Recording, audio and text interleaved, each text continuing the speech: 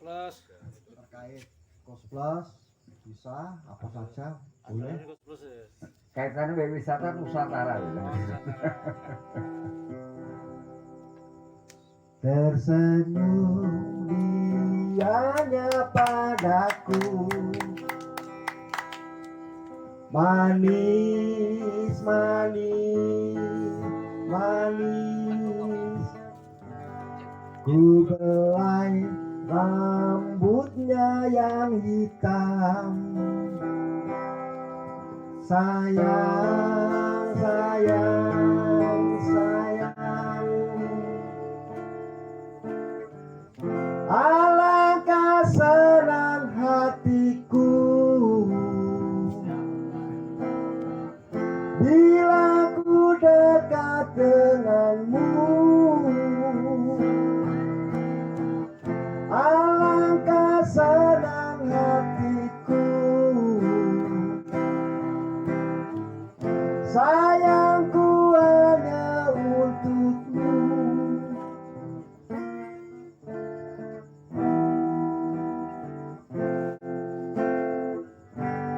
Ini sesuai dengan tema piknik. Nah, judul lagunya ini Tamasya. Ku ingin tamasya bersama,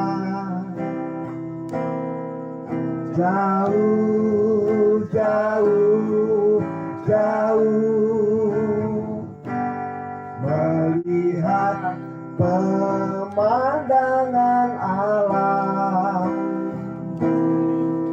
indah, indah, indah. Alangkah senang hatiku bila ku dekat denganmu. Alangkah senang hatiku, sayangku hanya untukmu.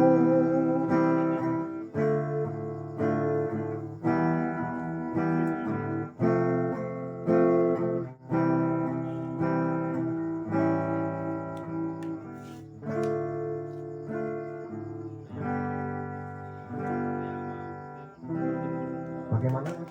Ya, cukup dulu ya. Satu lagi. Makasih. Iya. Saya enak ya. Saya enak ya suaranya orang ini. Nah, plus. Saya enak ya.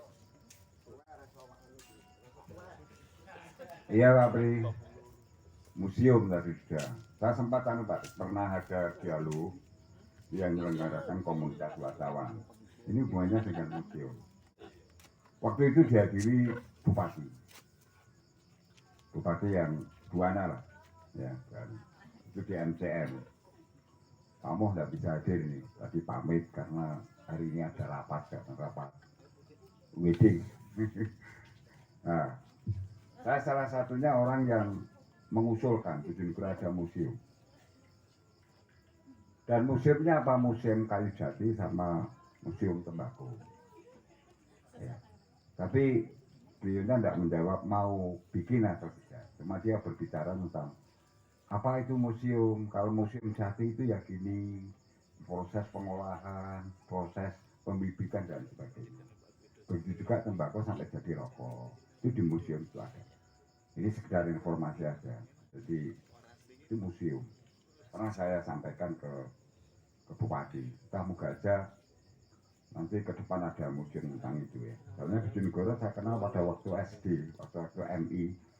Itu Bojonegoro kenal oleh Indonesia. Pelajaran IPS atau sosial dulu itu Bojonegoro terkenal dengan tembakonya dan jatinya. Tapi sekarang kayaknya tidak tahu ya. Kita buku itu masih ada atau tidak tahu ya. Tapi pada waktu saya MI itu ada, buku itu ada. Baik, Pak Fauzi, Iya. kita lanjut. Apa sih yang terpenting dari dunia pariwisata? Oh ya, ini tadi cek tadi sempat industri Pak, industri Iya. wisata. Bojonegoro ini cocok nggak ada industri wisata? kalau melihat kok tolong dino aja nggak mungkin ya. Jadi Jadi- kan untuk industri wisata nggak. Betul. Maka bukan saya mau kampanye, tidak. Nanti siapa tahu di antara teman kita bisa menjadi wakil kita, sehingga hal ini harus saya sampaikan. Apa yang sangat penting dari pariwisata? Wisatawan itu hanya ada dua macam, inbound tour dan outbound tour. Inbound tour artinya orang diharapkan datang ke kita. Outbound tour itu contohnya orang Bojonegoro yang dijual Jogja, Bali. Ini kita spend money, mengeluarkan duit. Duitnya orang Bojonegoro hilang. Padahal pariwisata itu diharapkan orang datang ke Bojonegoro. Bagaimana orang datang ke Bojonegoro? Dibuatlah paket wisata. Jadi perusahaan-perusahaan yang namanya katanya Biro Perjalanan Wisata, agen perjalanan wisata, travel biro, apapun bentuknya, tidak pernah menjual Bojonegoro, yang dijual Jogja, Bali. Nah, ini tugas pemerintah. Itu travel Bojonegoro, Pak. Betul, Kalau travel Jogja mungkin yang dijual Bojonegoro, Pak. seharusnya demikian. Cuma Tapi pertanyaannya di Jogja ada travel yang menawarkan Bojonegoro apa enggak? tidak ada. Tidak ada. Tidak ada. Nah, kebetulan Pak Komedi pakai baju Jogja. Ada nggak di sana leaflet atau informasi yang menjual Bojonegoro teko nang Bojonegoro? Nggak ada. Zaman saya dulu leaflet potensi pariwisata Bojonegoro tak taruh di Juanda. Nah, tapi wakil kita itu nggak mengerti. Pariwisata itu hanya diharapkan apa? PAD goblok itu. Serius ini. Pariwisata itu bukan PAD, tapi munculnya orang datang ke sini, wisatawan. Apa yang dibutuhkan wisatawan? Satu, alat transportasi. Kalau dia masuk ke Bojonegoro, dia butuh transportasi lokal. Ya. Yang kedua apa? Akomodasi. Kalau dia overnight atau overtime lebih dari 24 jam, itu dia masuk di hotel. Hotel itu ada pajak pariwisata, namanya PPN 1 10%. Nah, itu pemasukan dari pariwisata. Tapi yang kenyataan yang ada, tanyakan Pak Komedi. Dinas pariwisata itu selalu ditekan PAD apa? Munculnya rumah makan kecil, kuliner. Munculnya nanti souvenir. Nah, ini lapangan kerja muncul. Itu kalau Bojonegoro dijual. Jadi bukan berarti dinas pariwisata itu harus PAD. Bojonegoro itu cangkulnya pendapatan, tapi bukan merupakan pendapatannya kantor dinas pariwisata. Multiplier effect namanya. Jadi multiplier effect yang mendapatkan itu masyarakat, industri pariwisata. Jadi dinamakan industri pariwisata itu mulai dari transportasi, akomodasi, konsumsi, hiburan, atraksi wisata. Seperti mungkin Pak Fauzi punya grup apa, mungkin ada katakan wayang yang harus 12 jam. Kalau ada wisatawan yang mau nanggap cukup 1 jam, tapi dibayar 12 jam. Untuk apa? Atraksi budaya. Nah, hal-hal seperti ini itu sulit untuk kita jelaskan pada wakil-wakil kita yang ada di sana itu. Padahal tiap tahun itu ada kegiatan di TMI. Bojonegoro, kuliner Bojonegoro ke sana. Efektif enggak ini? Maksudnya orang sana bisa ke sini enggak ya? Kan itu bagian tadi yang jenengan libat, kalau ini tampilan. Betul, itu salah satu jembatan promosi. Nah, sebetulnya ada jembatan promosi yang sangat hebat. Yang saya kurang tahu apa sekarang diikuti apa enggak. Namanya Traffic ya. Traffic itu singkatan dari travel exchange. Travel exchange itu ketemunya seller dan buyer. Jadi penjual dan pembeli. Siapa penjualnya? Biro perjalanan. Siapa pembelinya? Biro perjalanan. Tapi biro perjalanan dari luar negeri yang masuk ke sini. Nah, itu adanya di mana? Adanya di Surabaya City Convex. Namanya Mojopahit Travel Fair. Itu sak Jawa Timur dijadikan satu termasuk Bojonegoro. Disitulah tempatnya pasar, ketemunya penjual dan pembeli. Nah, di situ harusnya pemerintah dalam hal ini Dinas Pariwisata memperkuat di sana untuk menjual Bojonegoro dengan informasi yang benar. Siapa yang membeli? Biro perjalanan. Nah, ini dibutuhkan apa? Dibutuhkan orang yang betul mengerti tentang potensi Bojonegoro. Contoh, saya pernah membawa tamu asing di Kawengan. Kawengan itu sangat hebat. Itu basin. Basin itu bahasa Inggris artinya batok. Batok yang kebetulan kejadian geologinya itu sekian ribu tahun yang lalu itu nyiduk mikroplankton. Mikroplankton itu fosil yang akan menjadi minyak. Itu atraksinya hebat sekali. Sehingga di situ butuh penjelasan. Penjelasnya apa?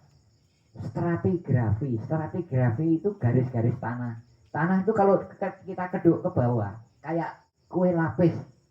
Nah, sehingga lapisan-lapisan itu ada yang namanya reversal apa, saya kurang tahu ya. Itu kalau kita jelaskan, banyak orang yang heran terhadap kejadian Bojonegoro. Maka di Wonocolo atau di Kawengan itu sejak zaman Belanda itu mendapatkan perhatian khusus desanya. Kalau tidak salah waktu saya kecil itu lurah paling kaya se-Indonesia itu Kawengan katanya.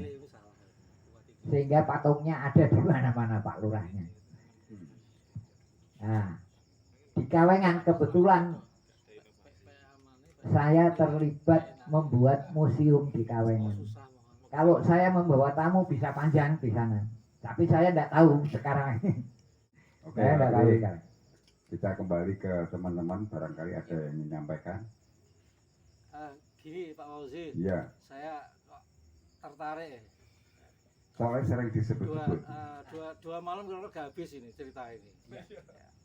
Tidak hanya ceritanya, tapi ya urgensi yang disampaikan, baik tentang pariwisata atau sejarahnya, atau untuk Bojonegoro, potensi Bojonegoro. APBD kita tuh besar. Ya. Membangun pariwisata itu bisa. Bangun museum bisa gampang, anggaran besar. Cuma tadi orang yang ekspor dalam bidangnya itu yang pertanyaan besar. Ada baiknya model ini pihak pariwisata diundang ya. Diundang cek diskusi ya, ini harus mau mendengarkan ini. Harus mau mendengarkan. MSM tok, Mas. Surat. Padahal bupati ya. Ada bupati. Penting nyapi ini, Mas. Bener. Jadi begini. Bener. Jadi begini Pak Kumadi, ada satu hal, contoh Bojonegoro, mungkin Pak Kumadi juga mendengar. Saya mendengar 2 kali namanya Profesor Agus Aris Munandar, Ya. guru guru besar UI, itu dipanggil Bojonegoro. Beliau hanya disuruh cerita Badander. Tahukah Pak Kumadi, Pak Agus Arif Munandar, itu pernah ke rumah saya. Pak Agus Arif Munandar ini ibaratnya pedang, hanya disuruh membunuh nyamuk, hanya cerita tentang Badander. Beliau itu survei tentang Bojonegoro itu lama. Silahkan cek di HP-nya, bukunya namanya Hitawasana, itu karangannya Pak Agus Arif Munandar, itu Bojonegoro komplit di situ. Bener. Saya dampingi di lapangan, itu mulai Badander sama Kayangan Api. Mulai dari sejarah dan geologi itu muncul. Nah, cuma ketika hasil penelitian Pak Agus itu selesai ya selesai. Nggak ada tindak lanjut. Itu penting bener, Mas. Yang sampaikan itu bener yuk. Pak Agus itu Betul. Itu satu. Nah, Yang kedua, ada namanya Bu Atok. Dia ahli paleoantropologi forensik. UNER, dosen penjamin mutu jurusan antropologi di UNER. Beliau saya bawa ke sini itu sudah membuat komplit tentang Kalang. Kalang. Beliau ingin membuat museum in situ. Sudah komplit, ibarat makanan itu sudah dipiring. Apakah ditindaklanjuti? Padahal UNER sendiri terkait gampang sekali mempromosikan Bojonegoro. Kalau Kalang itu bisa dikelola dengan baik, in situ-nya ada museumnya. UNER itu punya museum, namanya Museum Kematian. Silahkan buka Google-nya, nanti ketahuan. Mungkin Pak. Bentar. Ini teman-teman yang datang tahu kubur Kalang nggak? Kuburan Kalang nggak? Ada yang tahu? Tahu ya? Tahu. Ada yang tahu ya? Itu daerah Malo, daerah Tanggir, atas gunung-gunung. Kuburan Kalang kira panjang kuburan itu. Panjang. Pernah ke sana. Betul. Itu batu-batuannya kira-kira setara dengan Borobudur itu loh. Betul. Ya, kira-kira gitu ya. Betul. Nah, Batu umurnya tuh. banyak ilmuwan yang datang ke Malu. Ya, antara lain yang saya tahu. Yang ada bukunya Manik-Manik di Indonesia, itu namanya Adiatman Sumarah. Itu seorang perempuan yang memegang museumnya Ada Malik. Dia juga memegang Museum Keramik Indonesia. Itu di Malo sampai 1 minggu dengan saya. Ada salah satu contoh lagi di daerah Malo itu maaf ya, bukan saya mengkritik. Setahu saya dan arkeolog yang kebetulan saya dampingi, makam Kalang Wali Kidangan itu makam Kalang. Bagian. Jadi oleh pemerintah bukan makam Kalang, betul nggak Pak? Betul. Jadi pariwisata tidak boleh menipu. Tidak boleh menipu, harus memberikan informasi yang benar. Makam Kalangan ya Pak? Makam Kalangan itu manusia apa enggak? Manusia. Manusia ya? Jadi yang dimakam memang manusia ya? Manusia purba. Oh, manusia Kubur purba. batu. Jadi kubur batu yang dari arahnya bukan ke selatan ke utara tapi timur barat. Terkait Pak Fauzi, jadi Kalang itu juga bagian dari budaya saudara kita yang kebetulan hidup di prasejarah. Namun demikian juga dilestarikan kebetulan oleh Keraton Jogja. Kalau kita ketik di Keraton Jogja itu disediakan guest house ya, guest house untuk orang-orang Kalang yang datang ke sana. Orang-orang Kalang. Betul. Namun demikian orang Kalang itu sudah tidak ada. Nah itu kembali bahwa ini budaya. Namun demikian Keraton Jogja itu masih menyediakan Yesus. guest house, rumah kosong namanya. Betul nggak Pak Komedi? Ya, Masih disediakan itu ceritanya kan dulu rumah Kalang. Sultan Agung kan menggunakan jasa orang-orang Kalang untuk bangun keraton. Dari awal keraton. Ya. Yang bangun Keraton Jogja itu orang Kalang. Betul, Mulai dari bahan kayunya sampai jadi. betul. Jadi kalau dilebih tuakan, Kalang itu kalau kita semua pernah, ya kebetulan usia kita mungkin masih bisa menikmati ya. Tahu wayang kulit. Kalau jam 12 malam, siapa yang keluar? Cakil. Cakil itulah refleksi daripada manusia Kalang yang selalu menjaga hutannya kerajaan. Menjaga hutan kerajaan. Jadi orang Kalang tidak akan menyatu dengan yang dianggap berbudaya. Bukan berarti orang Kalang tidak satria, mereka sangat satria. Satria dalam hal ini saudara kita zaman dulu ya, masih ada kasta-kasta itu ya. Nah, kurang lebih seperti itu hasil yang saya dapatkan dari mendampingi beberapa arkeolog yang pernah datang ke lapangan. Jadi ada juga salah satu bukunya Pak Agus Aris Munandar yang judulnya Hitawacana. Sayang sekali setiap arkeologi itu tidak ada yang berbahasa Indonesia. Semua memakai bahasa asing. Kenapa demikian? Karena kemungkinan dia takut dibilang musyrik atau apa. Mohon maaf ini, mohon maaf. Jadi bahasanya selalu memakai bahasa Inggris. Kurang lebih seperti itu. Jadi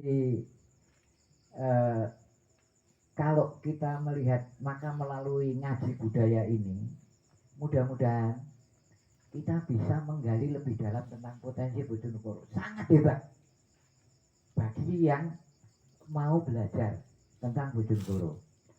Nah, sebetulnya Pak Safari Junior ini sudah sangat tahu di lapangan kayak apa.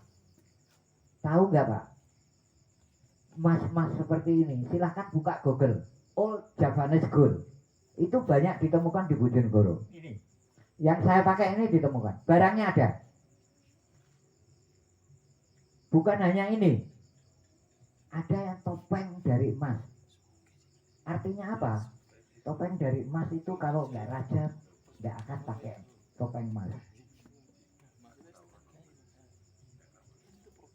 Saya kira cukup Pak ya.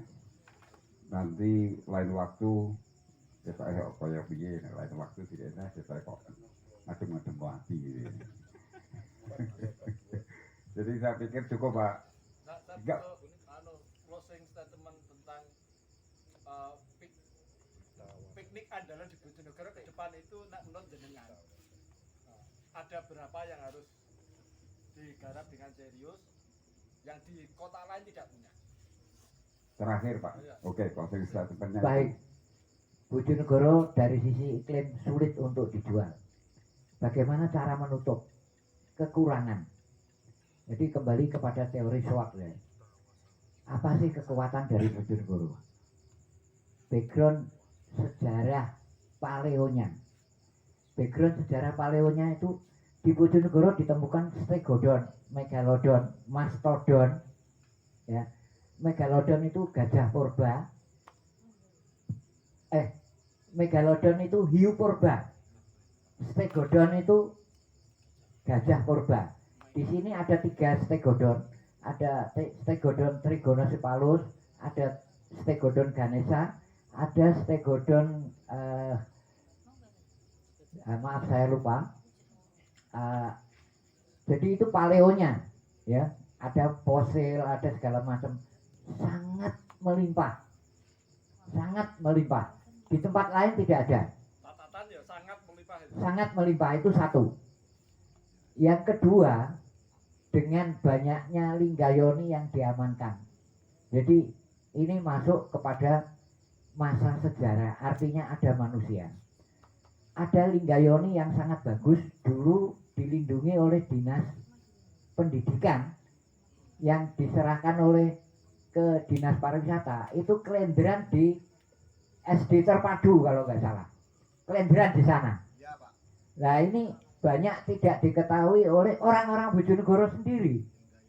Padahal itu kekayaan kita dan itu sangat menarik. Dengan adanya Linggayoni,